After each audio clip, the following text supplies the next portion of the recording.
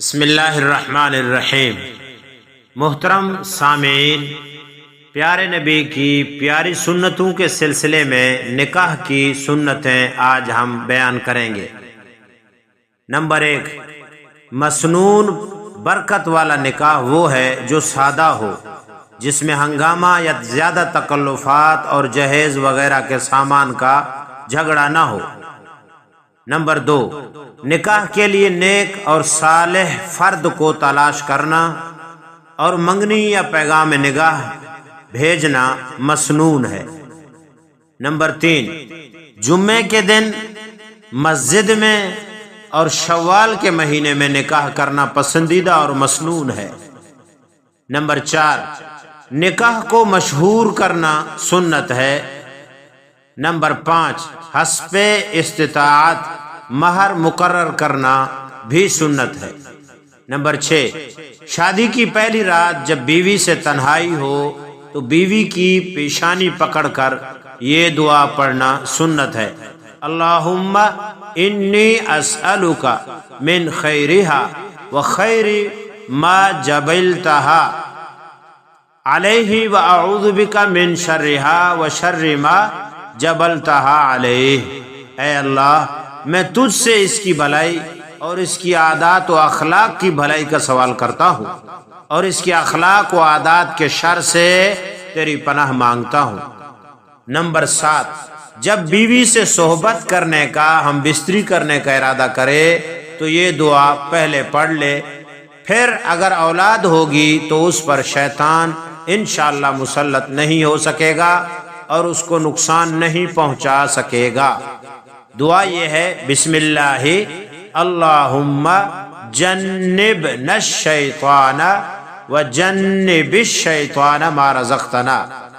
میں اللہ کا نام لے کر یہ کام کرتا ہوں، اے اللہ ہم کو شیطان سے بچا، اور جو اولاد تو ہم کو دے اس کو بھی شیطان سے دور رکھ۔ اس دعا کو پڑھ لینے سے جو اولاد ہوگی اس کو شیطان کبھی ضرر نقصان نہ پہنچا سکے گا۔ اگلی بات یہ یاد رکھیں کہ شب عروسی، شب زفاف، شادی کی پہلی رات گزارنے کے بعد اپنے عزیزوں، دوستوں، رشتہ داروں اور مساکین کو کھانا کھلانا، جس کو ولیمہ کہا جاتا ہے، یہ سنت ہے۔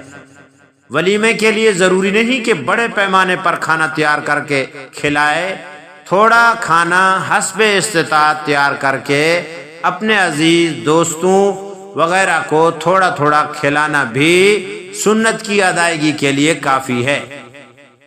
بہت ہی بری بات ہے اور برا ولیمہ ہے وہ کہ مالدار دنیا دار لوگوں کو تو بلایا جائے مگر غریب، مسکین، محتاج اور دیندار لوگوں کو دھتکار دیا جائے، نظر انداز کر دیا جائے۔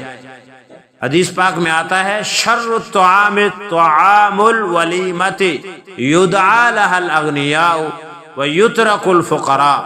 ایسے برے ولیمے سے بچنا چاہیے جس میں بڑے لوگوں کو، مالداروں کو بلایا جائے اور فقیر، محتاج، نادار، مسکین، دینداروں کو نہ بلایا جائے۔ ولیمے میں ادائیگی سنت کی نیت رکھنی چاہیے، دیندار، غریب، محتاج لوگوں کو بلانا چاہیے۔ امیروں میں سے جس کو دل چاہے بلا لیں، مگر غریبوں کو دھکے نہ دیں، انہیں بھلائیں نہیں۔ جو ولیمہ نام، شہرت، دکھاوے کے لیے یا لوگوں سے تعریف کے لیے کیا جائے، اس کا کوئی ثواب نہیں، بلکہ اللہ تعالیٰ کی ناراضگی اور غصے کا اندیشہ ہے۔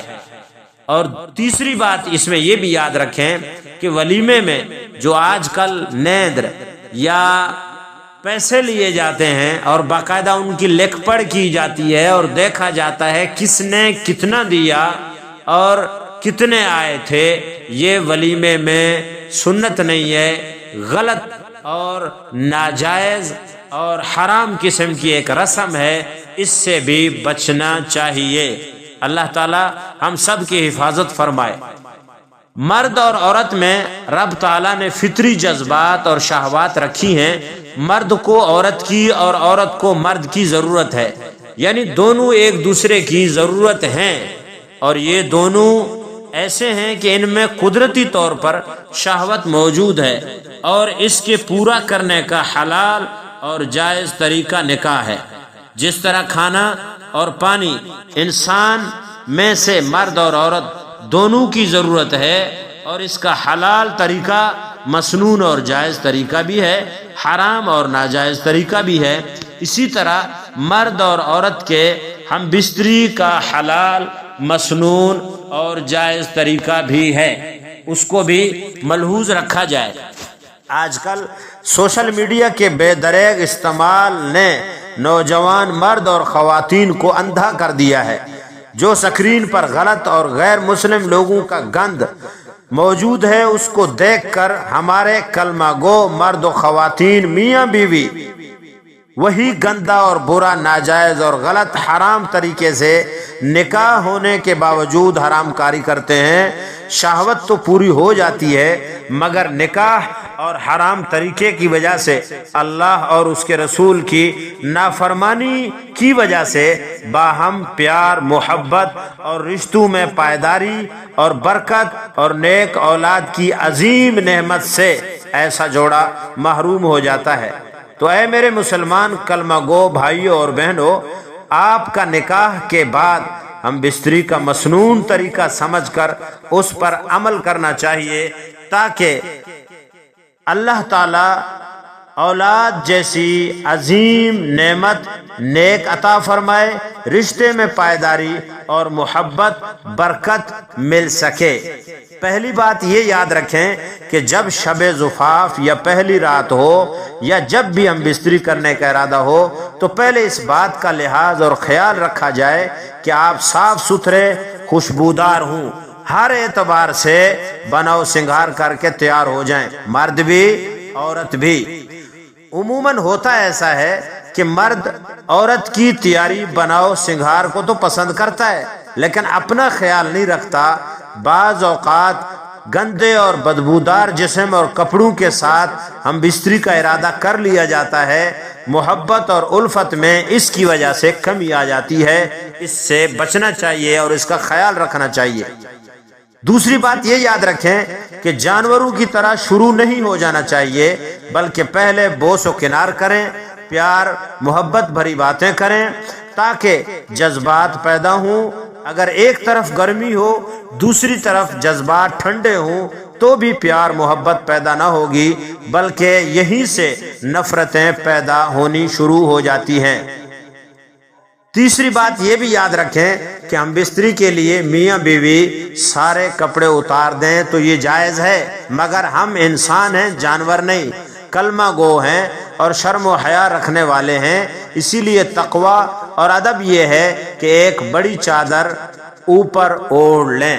چوتھی بات یہ ملحوظ رہے کہ شرمگاہ کو نہ دیکھیں، نہ مرد عورت کی، نہ عورت مرد کی شرمگاہ دیکھے۔ بعض علماء نے اس احتیاط میں یہ بات بھی لکھی ہے کہ اگر اولاد کے بے عیب پیدا ہونے کی خواہش ہو، کہ اس کو آنکھوں کی کوئی تکلیف نہ ہو، تو پھر اس عمل سے بچنا چاہیے، شرمگاہ کو نہیں دیکھنا چاہیے۔ پانچویں بات یہ یاد رکھیں کہ آج کل ہمارے مرد اور خواتین میں ایک گندی اور غلیظ کام یہ بھی شروع ہو چکا ہے کہ اس کی وجہ غلط اور فحش ویڈیوز دیکھ کر مرد اور عورتوں کی اندر یہ بات آ چکی ہے، مرد عورت کی، عورت مرد کے شرمگاہ کو منہ لگاتا ہے۔ انتہائی احمقانہ، غلیظ، قبیح، حرام، ناجائز عمل اور فعل ہے، اس سے بچنا انتہائی ضروری ہے۔ تعجب کی بات یہ ہے کہ مرد کے لیے عورت کا، عورت کے لیے مرد کا پورا جسم حاضر ہے، ان کو پورے جسم سے لذت نہیں ملتی، اب شرمگاہ کو منہ لگانے سے کیا شہوت پوری ہو جائے گی؟ کچھ خدا کا خوف ہونا چاہیے۔ اس منہ سے آپ اللہ کا ذکر، تلاوت، کھانا کھاتے ہیں، اس کو اس آلودہ اور گند میں نہ ڈالیں، یہ مسلمانی طریقہ نہیں ہے۔ اور اب تو اس کی وجہ سے کئی بیماریوں کی تحقیق بھی آ چکی ہے۔ لہذا اس سے بچ کر رہنا چاہیے۔ چھٹی بات یہ یاد رکھیں کہ مرد کو صرف عورت کی وہ جگہ استعمال کرنے کی اجازت ہے جہاں سے بچہ پیدا ہوتا ہے۔ پچھلا راستہ استعمال کرنا حرام، ناجائز اور فطرت سے غداری ہے اور بچنا فرض ہے۔ قرآن کہتا ہے نساؤکم حرث لکم فأتوا حرثکم انا شئتم، عورتیں تمہاری کھیتی ہیں، تم اپنی کھیتی میں جیسے چاہو آؤ۔ تو آپ اپنی کھیتی میں، کھیتی اسی کو کہتے ہیں جہاں سے کچھ پیدا ہوتا ہے، اور وہ جگہ عورت کی وہ ہے جو مرد کے استعمال کے لیے موزون ہے اور اس کی اجازت ہے، اور وہی جگہ مرد کے لیے اللہ پاک نے بنائی ہے، اور وہیں سے مرد کی کھیتی یعنی بچے کی پیدائش ہوتی ہے۔ اس بات کا بھی خیال رکھیں۔ نمبر 7، بسم اللہ پڑھ کر، اور پہلی جو دعا آپ کے سامنے پڑھ کر ہم نے سنائی اس کو پڑھ کر پھر اپنا عمل شروع کریں۔ 8ویں بات یہ یاد رکھنی چاہیے کہ جب آپ فارغ ہو جائیں تو پھر دونوں مسنون طریقے سے غسل کر لیں کچھ دیر کے بعد۔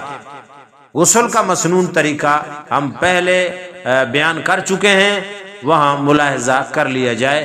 اللہ تعالی ہم سب کو یہ نیک نکاح والا اور ہم بستری والا عمل سنت کے مطابق کرنے کی توفیق عطا فرمائے۔